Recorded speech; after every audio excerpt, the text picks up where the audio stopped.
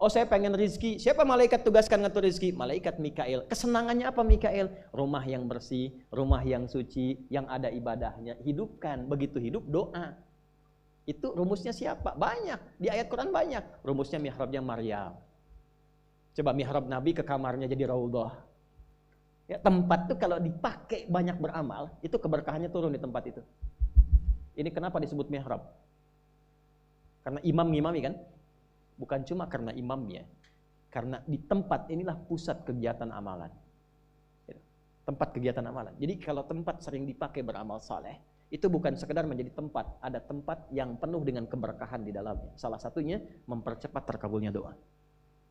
Doa itu dikabulkan ada 3 rumusnya. Kalau ingin cepat, 1, dilakukan di tempat yang mustajab.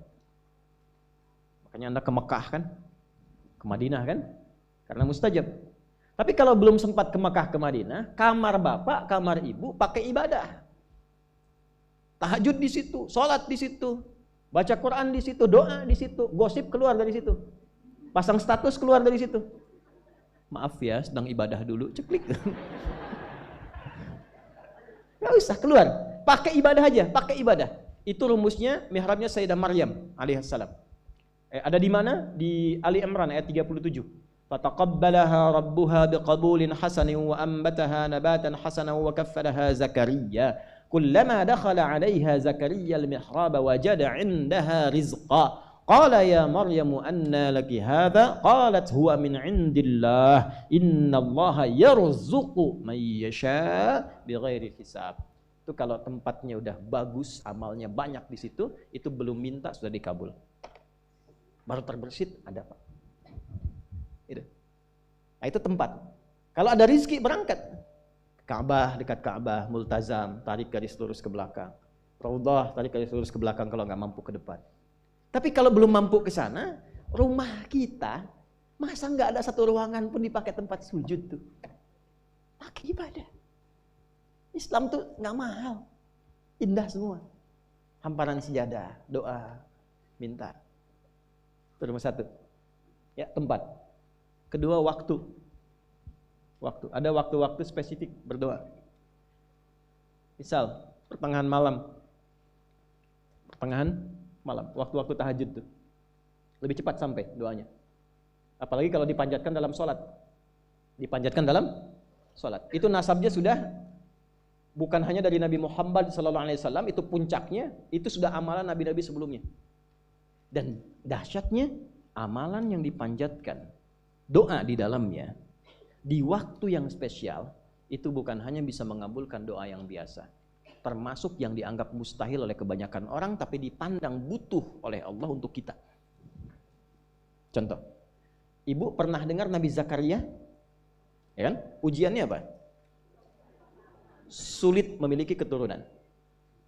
Oke, penyebabnya apa? Maaf, istrinya divonis secara medis monopos dan mandul. Secara klinis gak mungkin punya keturunan. Apa yang beliau lakukan? Sholat. Ingat, sholat. Doanya dipanjatkan dalam sholat. Doanya dipanjatkan dalam sholat. Tahu dari mana? Ali Imran. Ayat berapa? 38 sampai 39. Doanya 38 dipanjatkan dalam sholatnya, keterangan di ayat 39. Hunalika da'a Zakaria rabbah. Ya, Nabi Zakaria kemudian berdoa di mihrabnya Maryam. Mihrab, tempat bersambung dengan waktu. Perhatikan baik-baik. Qala rabbi habli min ladunka dzurriyyatan thayyibah innaka sami'ud du'a. Ya Allah, semua memvonis aku tidak akan mungkin punya keturunan. Maka aku menyebut namamu yang memberi tanpa punya batas dalam pemberian. Rumus Al-Asmaul Husna di Al-Isra ayat 110. Rumusnya kalau minta cari nama Allah sesuai kebutuhan kita. Cari, itu cepat memberikan jawaban. Misal, butuh rizki ya Razzaq. Butuh ilmu ya Al-Alim. Butuh kesabaran banyak masalah ya Sabar. Butuh kelembutan ya Latif. Ya, suami misalnya kurang lembut, minta ya Allah ya Latif, ya Latif, ya Latif. Engkau yang kirimkan suamiku kepadaku, Engkau yang titipkan dia kepadaku ya Allah. Aku memohon kepada Engkau yang maha lembut ya Allah, lembutkan hatinya, lembutkan sikapnya. Namanya sudah Latif tapi dia belum lembut. Saya Latifah juga ya Allah. Minta. Minta. Sebut namanya. Yaitu rumus di Al-Isra ayat 110. Qulid Allah awid ar-Rahman ayyamma tad'u falahul asmaul husna. Kalau engkau enggak tahu, sebut namaku Allah atau Ar-Rahman, sang pemberi tanpa batas dengan kasih sayang. Tapi kalau engkau tahu, pilih satu di antara namaku sesuai kebutuhanmu. Bu, hafal al-asmaul husna bagus. Tapi kalau ibu mau doa, enggak harus dibaca semua. Pilih salah satu sesuai kebutuhan ibu. Ya Allah, lancarkan rezeki suamiku dalam bekerja, ya Razak. Ya Allah, tambahkan pengetahuan pada anakku, ya Alim. Ibu nggak punya masalah, jangan sebut ya Sabar, ya ibu dikasih masalah. Oke, tempat sudah, waktu sudah. Ya, yang ketiga, cari amalan yang istimewa, yang mempercepat terkabulnya doa. Sebetulnya setiap amal itu berpotensi mempercepat terkabulnya doa, tapi ada yang istimewa. Ada yang istimewa. Dari mana taunya rumus doa dengan amal? Al-Baqarah ayat 186.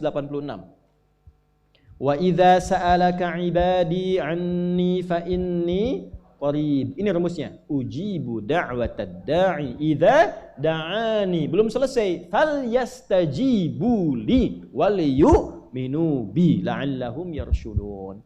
Aku tahu hambaku tuh kalau ngadap kepada aku motifnya cuma dua. Kalau bukan tobat, minta. Allah declare-nya begitu. Hambaku tuh begitu. Kalau yang tobat kan mojok-mojok gitu kan, kadang malu. Maaf, bukan berarti yang di pojok tobat ya. Kadang terus sujud, tobat atau minta. Ada kebutuhan. Kata Allah, jangan malu. Masya Allah. Kalau mau tobat jangan malu. Allah melarang